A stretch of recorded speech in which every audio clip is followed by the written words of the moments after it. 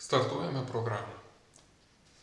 Perskaitykite naudojimo sąlygas ir paspauskite sutinku. Primenu, kad duomenys yra saugomi tik jūsų kompiuteryje ir niekur kitur. Įveskite slaptažodį ir pakartokite. Pamiršę slaptažodį, duomenų failo atidaryti nebegalėsite. Mes taip pat nieko negalėsime padėti. Pasirinkite šalį, kurioje gyvenate. Išsirinkite valiutas, kurias naudojate į sąrašą dešinėje. Pavyzdžiui, man reikia ne tik litų, eurų ir dolerių, bet ir svarų.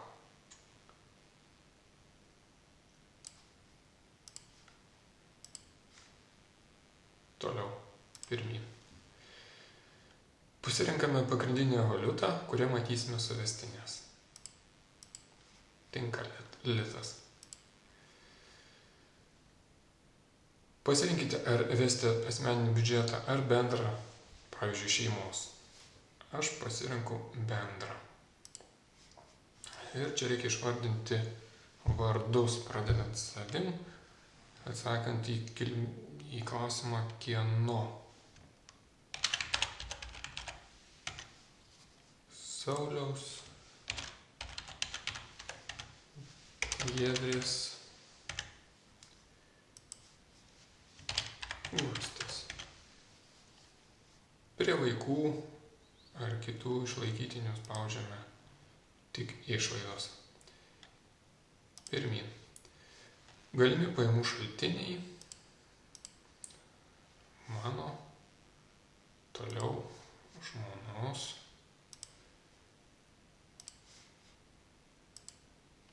Turimi grynieji. Kiek šiuo metu turime grynųjų pinigų? Tarkim, piniginėse šiuo metu iš vis turime 162 litus ir 30 centų. Taip pat turime 100 eurų. Pirmyn. Turimos sąskaitos ir bei kortelės. Rekomenduojama banko kortelėms įvesti 4 paskutinius skaitmenis. Tai yra ir saugu, ir labai patogu, nes kiekvieną kartą jos spausdina pirkimo čekį.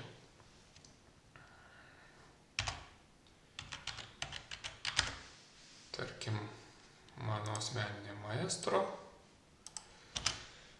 kurios paskutiniai skaičiai 1122, ir įvedu likutį. Šiuo metu yra 210 litų likutis, spaudžiu pridėti. Taip pat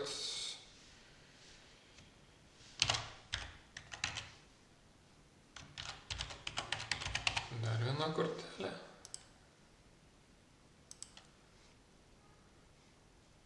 kurioje šiuo metu yra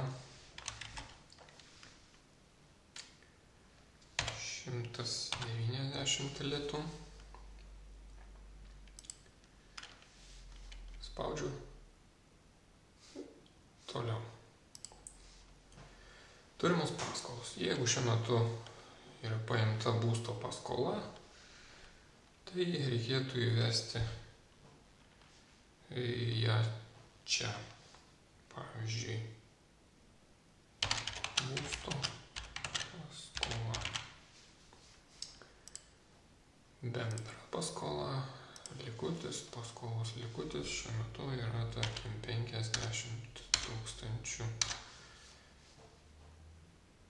litų.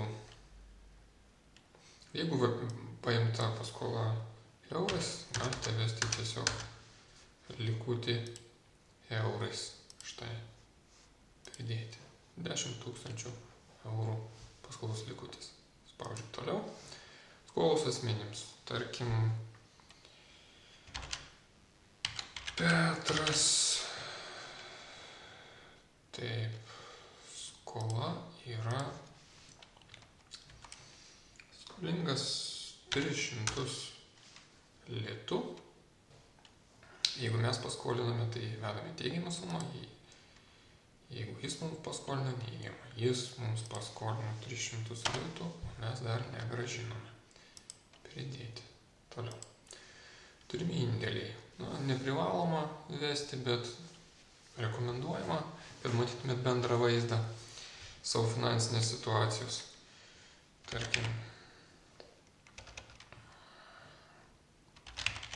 nesvarbu, kaip čia mes jį pavadinsim, indėlis 1.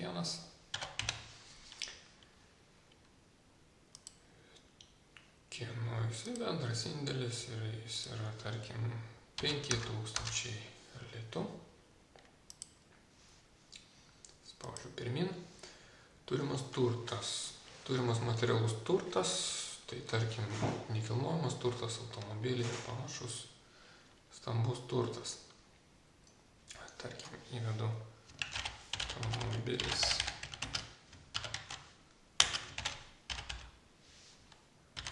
Galbūt taip darykim Volkswagen Golf ir transporto priemonė.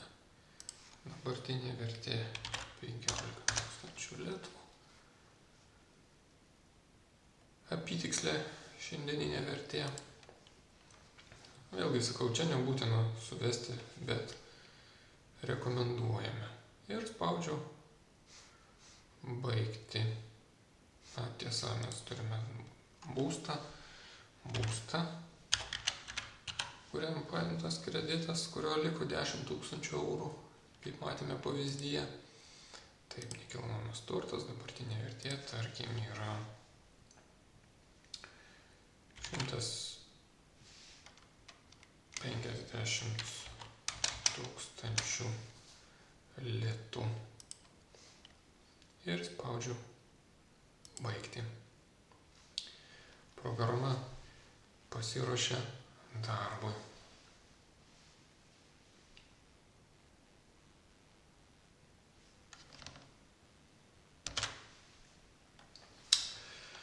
Ekranas, kaip matome, suskirstytas į dvi pagrindinės zonas. Kairėje pusėje matome analizę, o dešinėje įvedinėsime duomenis.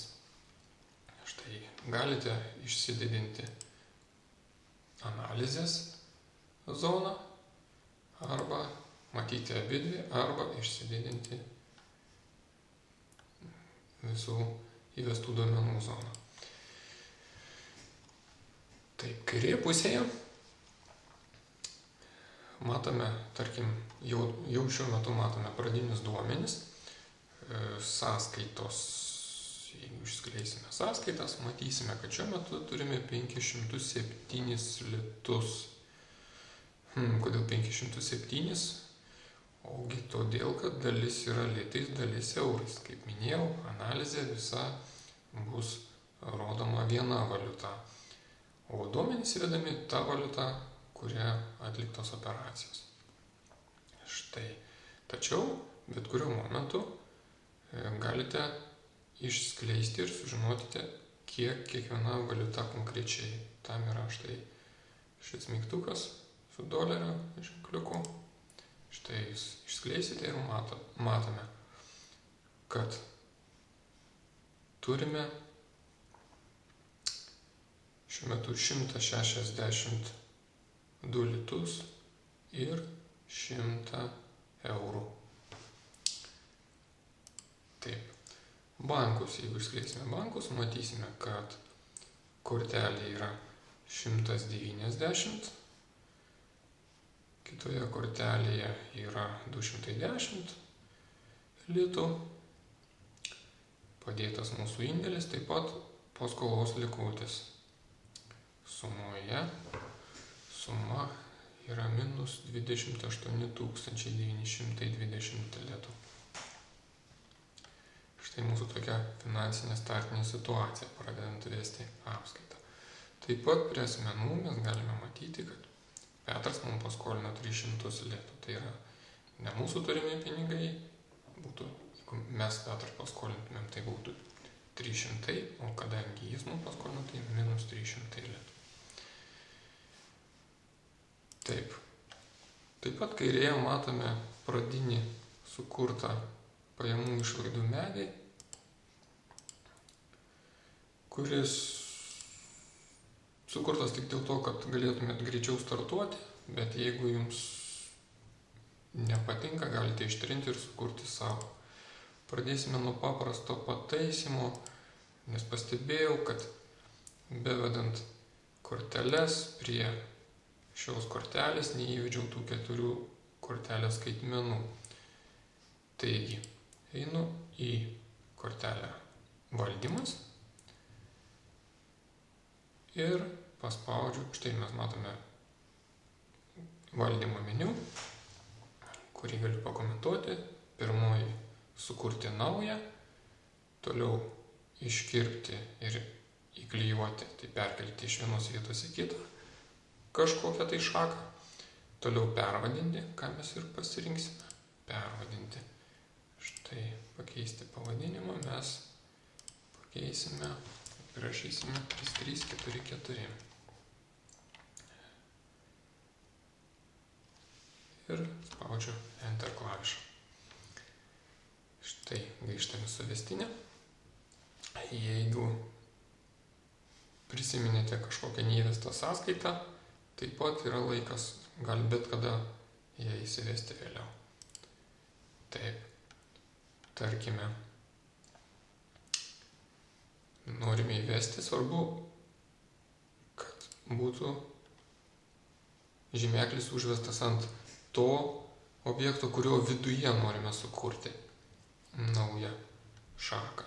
Šiuo atveju ant bankų spaudžiu sukurti naują ir pavadinu, tarkim,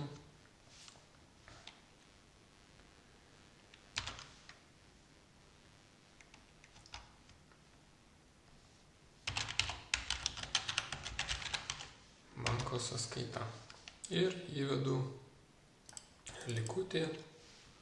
Šiuo metu yra, tarkim, ten toje sąskaitoje 1000 litų.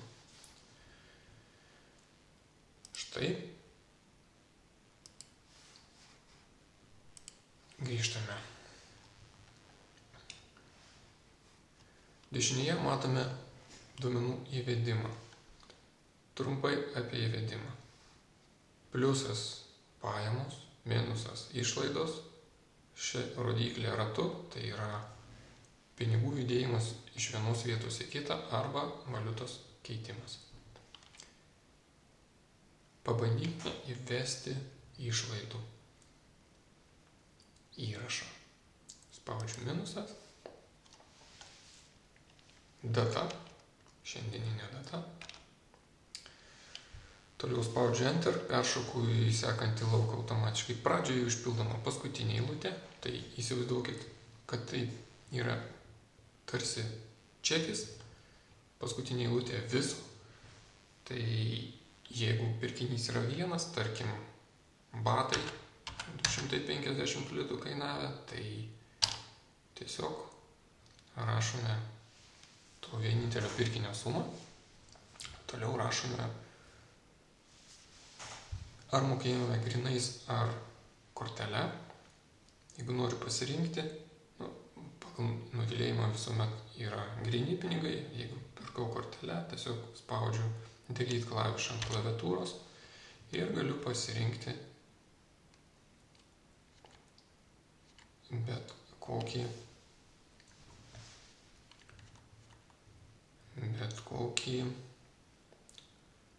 tarkim,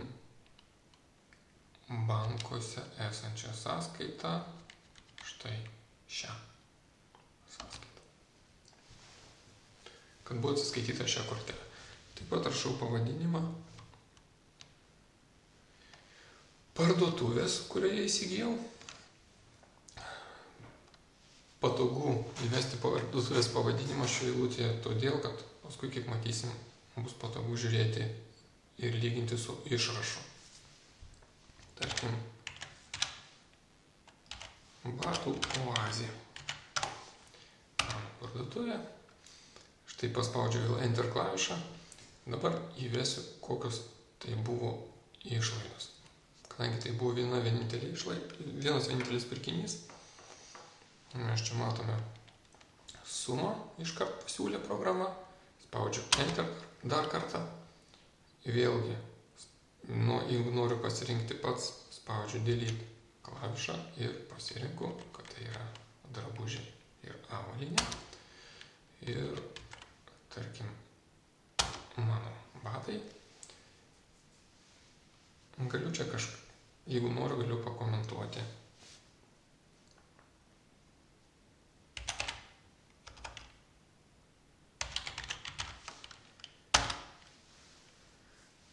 Ir spaudžiu Enter. Štai mūsų pirmasis įrašas įvestas. Bandome dar vieną. Jeigu išlaidos buvo vakar, 29 dieną, jūs galite tiesiog rašyti 29 dieną ir spausti Enter. Taip. Dabar pabandysim įvesti sudėtingesnį čekį, kuriame yra daugiau pirkinių. Tarkim, jūs pirko prekybos centre ir čekyje yra daug pozicijų. Pirmiausia, įvedame bendrą sumą. Sakykime, 80 litų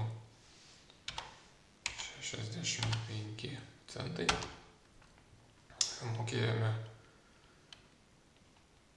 vėlgi kortelės, jeigu aš prisimenu, arba čekyje matau numerį, paskutinius 4 skaitmenis, galiu tiesiog juos rašyti, bus greičiau negu ieškoti pasirinkimų medyje. Toliau, vėlgi parduotuvė.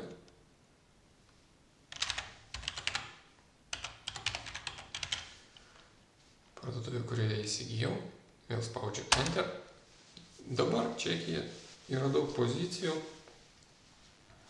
Daugiausiai, tarkim, pirkta maisto prekės, bet yra viena kita ne maisto prekė. Na, pabandykime, tarkim, nupirkome knygą už 20 litų.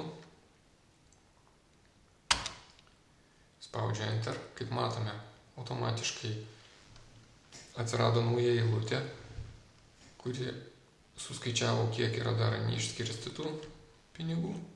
Vėlgi spaudžiu Delete klavišą. Štai švietimas, kultūra, knygos. Toliau spaudžiu, vėlgi galiu komentuoti, ką išleidau, kokią konkrečiai knygą pirkau, jeigu įdomu. Spaudžiu Enter klavišą, peršoka kursorius į kitą eilutę. Ir vėl mes galim pasirinkti kitą pirkinį. Tarkim, dar viena buvo knyga už 11,99. Na, kaip matote, netgi programa pasiūlo vėlgi knygas.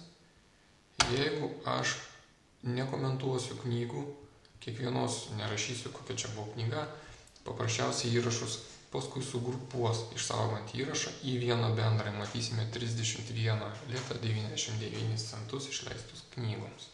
Na, man šiuo atveju tas ir tinka. Spaudžiu Enter, dar kartą Enter. Ir visa kita yra maisto prekės. Vėlgi. Spaudžiu Delete klavišą, pasirinku maistą ir maisto produktai iš sąrašo. Spaudžiu Enter. Štai turime įrašą įvestą į mūsų duomenų failą. Štai pirmai pradžiai ir viskas. Pabandykim išeiti iš programos. Išeinant iš programos bus paklausta, ar išsaugoti. Pasirinkite taip ir bandysime tęsti mokymus sekančioje pamokoje.